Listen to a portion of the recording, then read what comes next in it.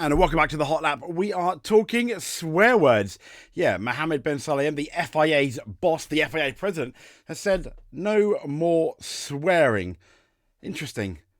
Especially when you think of the source of that, which we'll get into in a bit.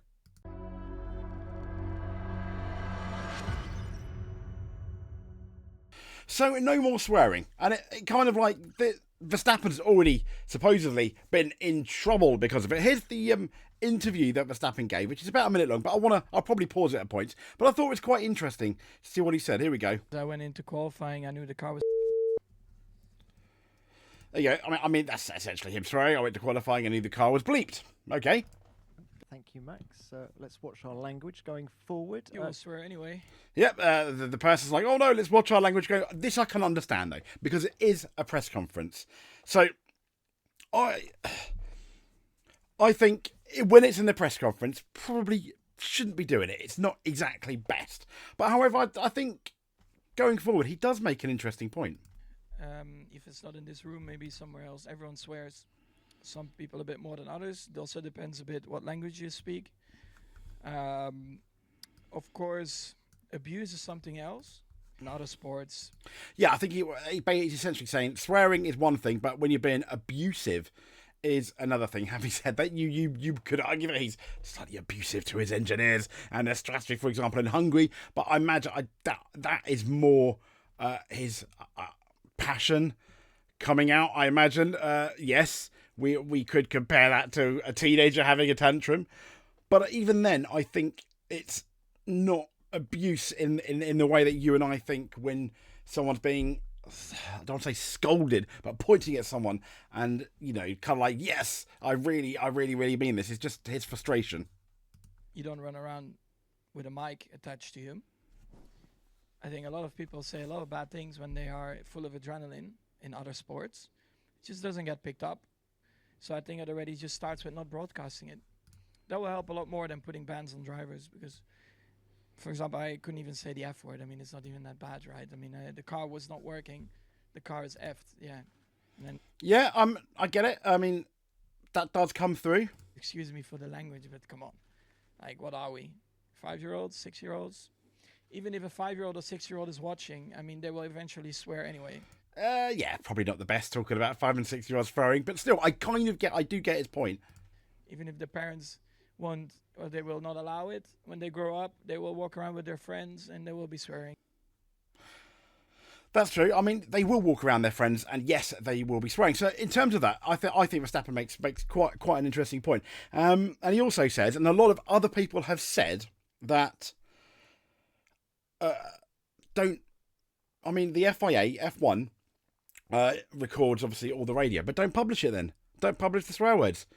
And for that I completely agree. I also agree with, to be fair with the FIA, that in press conferences, no, because that is a professional setting outside of the sports arena, and I think that also includes in the pen because it's not adrenaline at the time of the offence. When they're, for example, interviewing after the race or qualifying. In the car, though, I completely understand. Outside the car, I do think we need to be kind of professional. But here we go. I mean, this is an interesting article. The FIA is hypocritical. This is from Planet F1.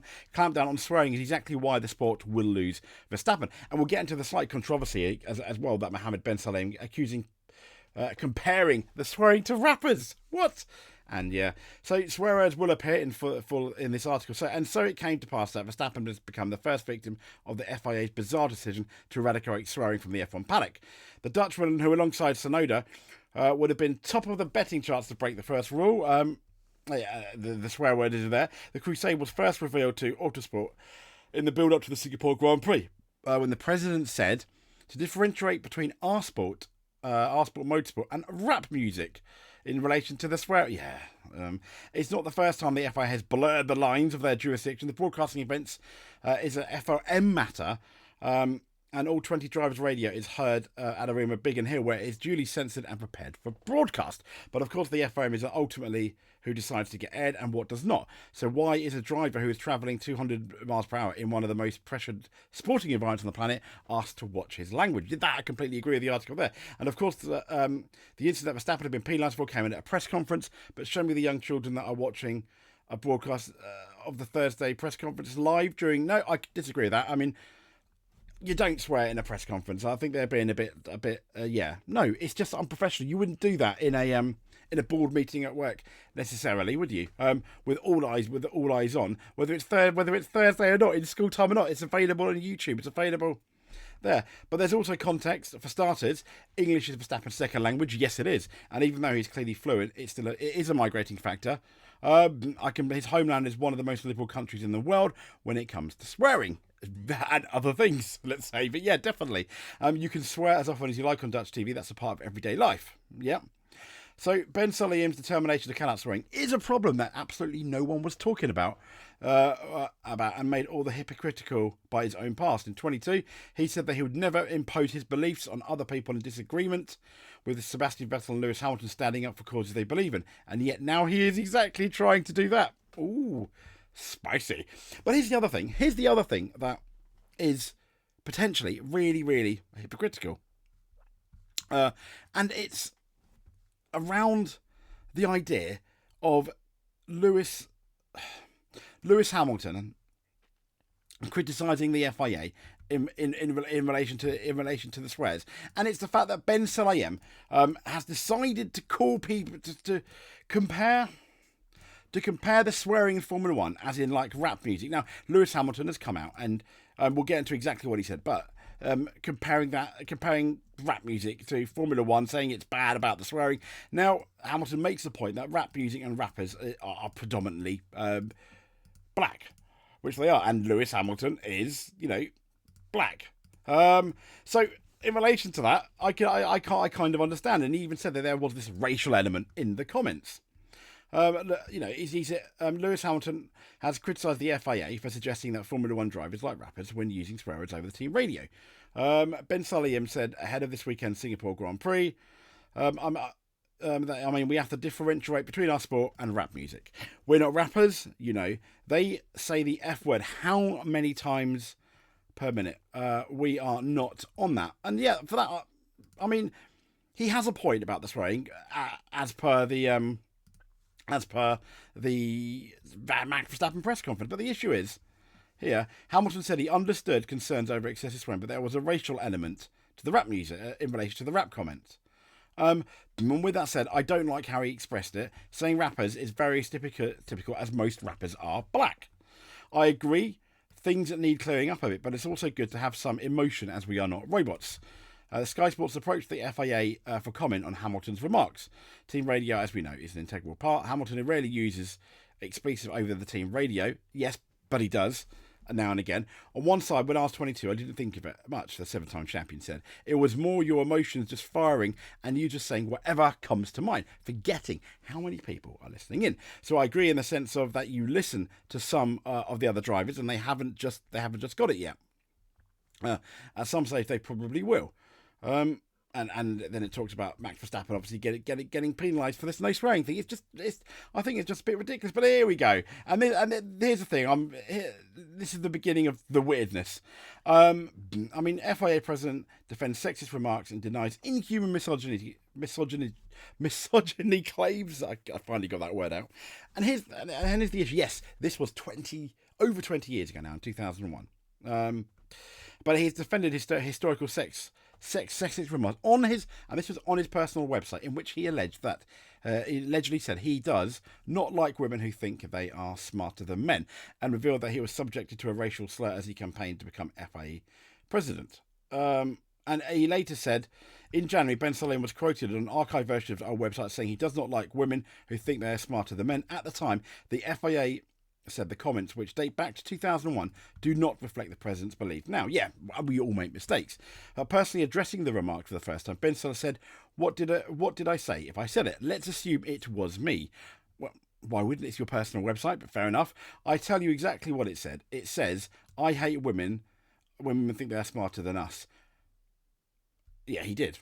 But they hate when men think they are smarter than them. Did I say we are smarter? No. I say they are less smarter? No. For God's sake, it's the only thing that they have against me. Please be my guest. You can do worse than that. But you said it on your website. I hate it when women, I do not like it. Women who think they are smarter than men. But then why would you put it on a website? I get it. Maybe he said that down the pub, which is not, if that's his opinion. I think it's silly. It's a silly opinion, because obviously, factually, we can go through right now and prove that completely wrong in terms of smartness. But I just don't understand why he would say something like that. But there we go. And this is what I think is interesting here. The fact that historical sexist remarks by Ben emerged just 3 days after the controversy. Be that said, Ben has not denied the comments are genuine, nor issued any personal apology.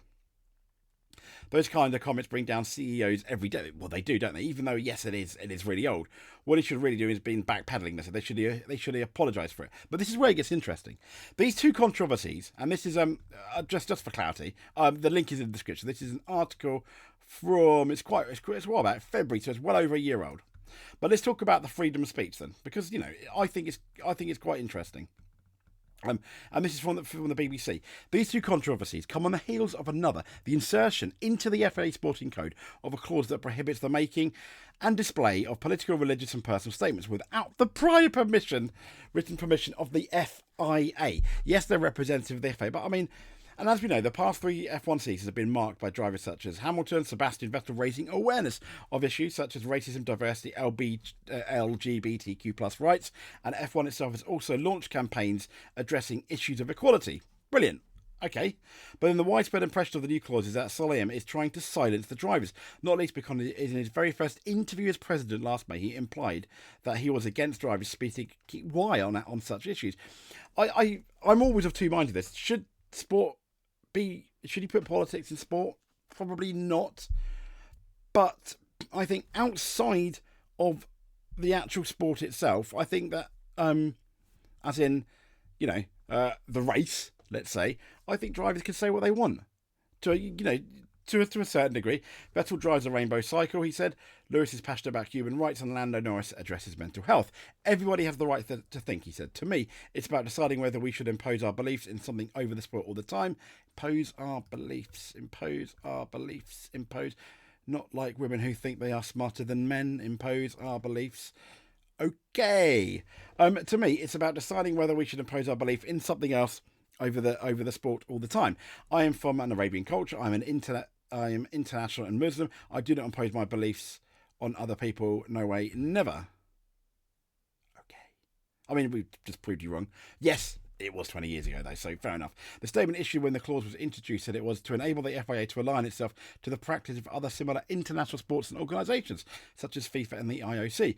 And the clause in the Olympic Charter covering the issue limits restrictions on demonstrations of political, religious or racial propaganda. It's propaganda. To any Olympic site. It's a bit different, isn't it? The FIA clauses contains no such exclusions. So some legal experts say, in theory, Hamilton could write a social media post promoting human rights from his homes in Monaco or Colorado and be in danger of losing his racing licence. They wouldn't dare do that, let's be honest.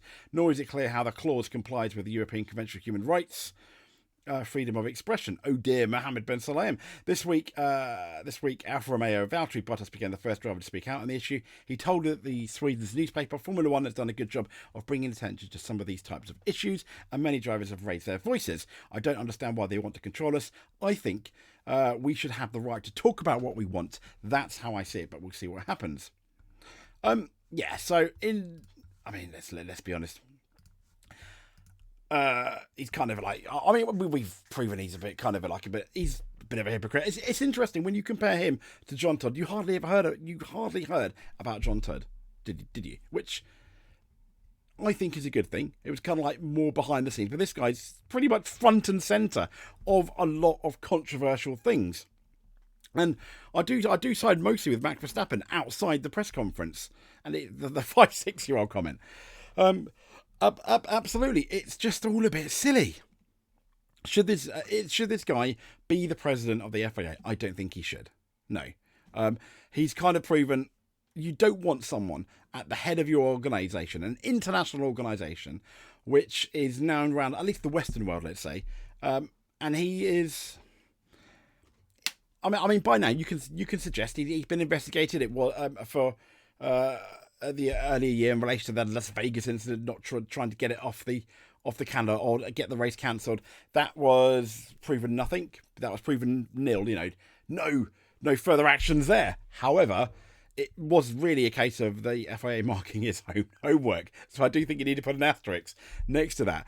Should he be president? No. Will people be happy to see him leave? I imagine a lot of people and F1 fans probably will. Yeah. Anyway, if you like what you see, I mean, we're not going to talk about practice because as by the time this video goes out, it's almost nearly going to be qualifying. So I thought I'd talk about this, which I felt was a bit more important. But yeah, if you like what you hear, please give us a subscribe. Hit that notification button so you do not miss a video. We also do other videos. We've got the touring car this weekend as well, which could be quite exciting. And we'll speak to you soon. Stay safe, and thank you very much. And it helps if I press the right button, doesn't it? Every time.